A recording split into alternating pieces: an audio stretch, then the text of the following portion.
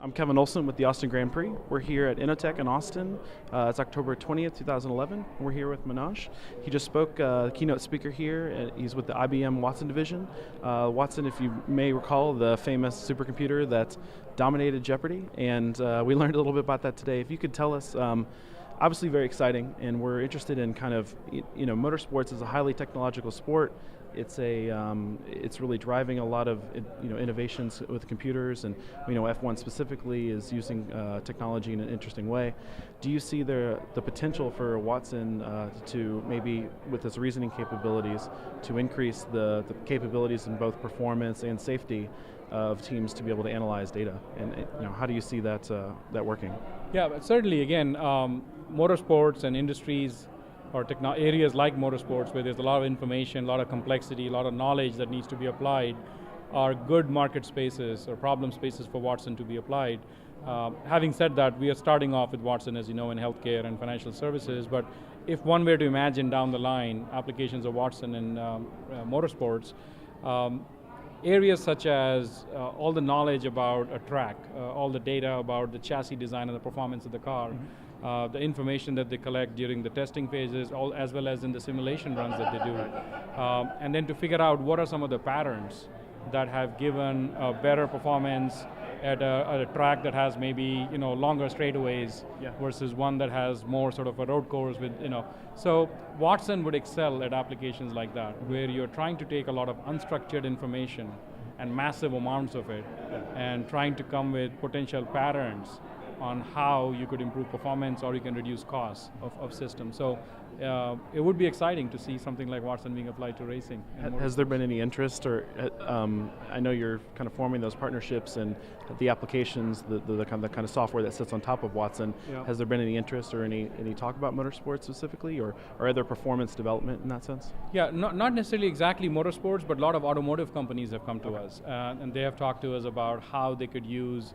I mean, if you look at a car today, it's essentially a rolling data center. Right. There is more computers and electronics in a car today than there is metal and plastics. Mm-hmm. So from a cost point of view, that's where most of the money is going, is in a car. Right. So automotive manufacturers have come to us and said, we would like to potentially look at Watson as a ways to improve our design and improve performance of cars.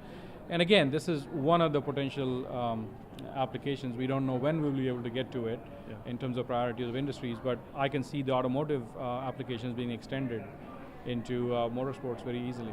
I think it would be pretty exciting to see that in F1. As a racing enthusiast myself, exactly. Well, I would love to see that. Speak on that note. So I saw some of your laps in your GT3, your Porsche GT3 on YouTube at Driveway Austin here, and I'm sure you're excited to drive that at Circuit of the Americas. Can you tell us a little about Race to Win, the charitable organization that works with communities and schools, and kind of how that's, I saw $100,000 we recently raised, so tell us a little bit about that. Happy to, that's a neat car. I mean, the Porsche GT3 RS, it's a fabulous car to drive. So earlier in this year, in May, I drove that car across the United States twice, and we stopped at 6 different cities where we brought school kids around racing. And the whole idea of the program was to address this problem of dropout prevention.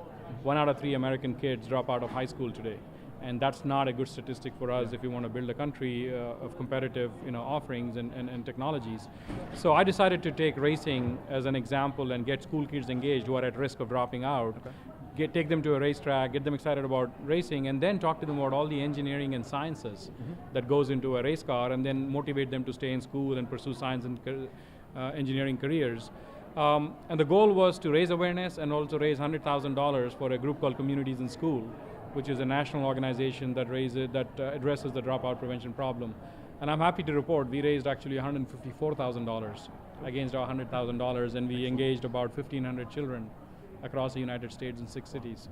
So I appreciate you asking about that. That's something that's very close to my heart. That sounds excellent. It's always amazing to see the amount of charity that, especially in motorsports, there's a lot going on. With the tsunami victims in Japan, there's always this constant philanthropic involvement with motorsports. So it's great to see an Austin local and as a driving enthusiast yourself, pushing that forward. So that's exciting. Thank you, and thank you for your good work and getting the word out. Thank you. Appreciate it. Excellent to talk with you. Yeah.